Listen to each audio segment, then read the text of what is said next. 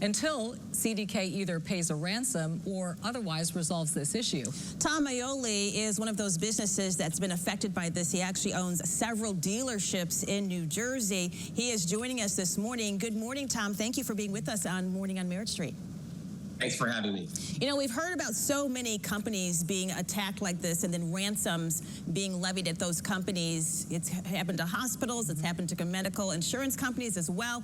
Now we're hearing about dealerships and car service businesses. How has this affected your day-to-day operations?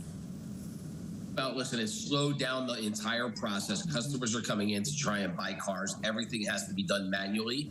And the big impact is in the service department. And, you know, when parts are pulled off of a shelf and they go on into your vehicle to be repaired, like brakes, for example, those need to be replenished. And electronically, that goes back to the manufacturers to replenish the dealerships on a nightly basis. None of that's happening. So we're shutting down the supply chain. And the bigger issue is the financing side of this. When consumer comes in and buys a car, they fill out paperwork and all that documentation goes electronically over to a bank so that the car can be financed.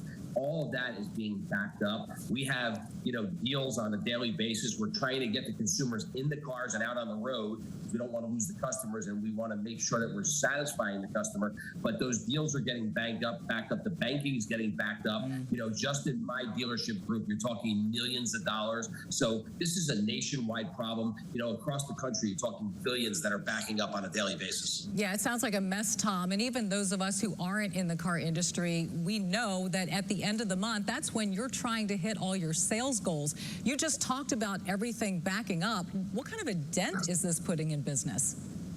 Well, listen, it's a big dent in business, and you know, there's a lot. I think you're going to see a lot of litigation around this cyber attack with CDK, some class action suits. You know, listen, the most important thing through this whole process is obviously keeping the dealerships afloat, keeping them running so that the consumers can get their cars repaired, people can get on the road, get their kids to school, get to work. But the biggest is you know, information protection for people, for privacy. And, you know, our dealerships are doing everything that we can possibly do to make sure that that information is not compromised. Although we don't have any reports yet from CDK whether that information on the electronic side has been compromised. You talk about information and the sensitivity of information, keeping all of that private. What about your customers? What about us as customers in general? Even your salespeople, how are you handling this when it comes to the data to make sure now that everything is still being protected to the best of your ability? Well, listen, right now, because everything's manually, you have things laying on top of desks, and it's, you know, you have the possibility of a breach. But what we're doing is we're securing that information. We're locking it up on a nightly basis, you know, or as the transaction happens. The big issue is, has that cybersecurity breach and attack affected the data that's in that computer system? And no one knows that yet. And, you know, listen, it's a big issue. And I think, you know, I know the authorities are involved. I know there's a lot of money involved in the ransom, but, you know, this has to get solved because we're talking millions and millions of people across the country. And, you know, it could be detrimental. Tom, are you hearing anything about how close CDK is to a resolution here? I mean, are they keeping you in the loop in all of this? And will you also possibly be looking at other software providers to replace them?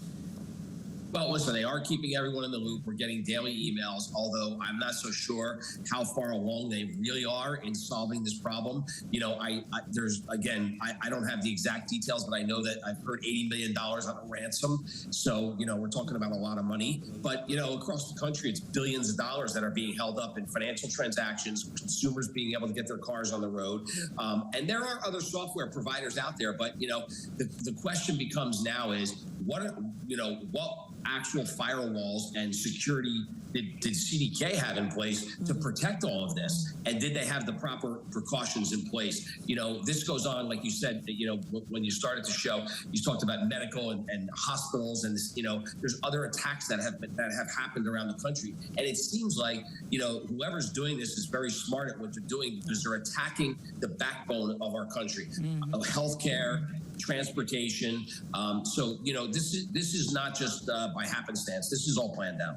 Well, it definitely looks like there's some coordination to how this is happening. You mentioned that happening across the country, affecting several different industries. We know the investigation is ongoing right now. So, Tom, we're going to keep our eye on that, and we're going to continue to update our viewers on that. And if you get any updates, would you please come back and share that with us? Because we know when ransoms are involved, it's a very delicate negotiation, because you don't want to embolden the people who are asking for ransoms, but you also want to bring resolution. So, Tom, thank you so much. Best of luck to you, and we hope to have you back. Yes, thank you.